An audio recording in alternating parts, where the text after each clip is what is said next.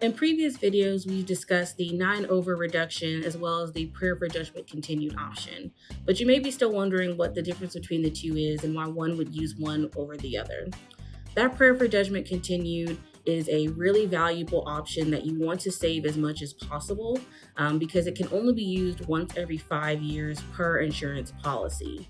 Meaning that if you or someone else in your household has used that prayer for judgment within the last 5 years, you likely will not be eligible to use it again to avoid both license and insurance impact.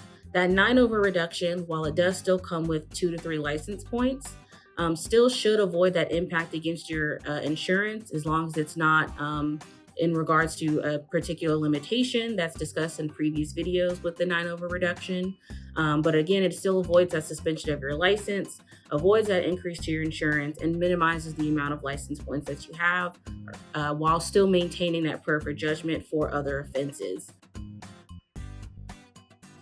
Unfortunately, there are some offenses where the state may not offer any type of reduction whatsoever. And so you want to still have that prayer for judgment in your back pocket, whether that be for a stoplight violation or for a speed coupled with a driving record that may not necessarily be the most clean. You want to have that saved in case for whatever those reasons may be.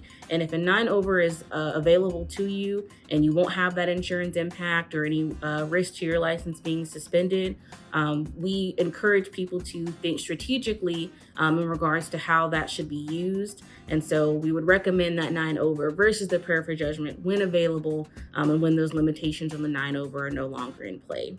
If you have any more questions in regards to the difference between those two outcomes, please click on the links in the description box below, and thank you for watching.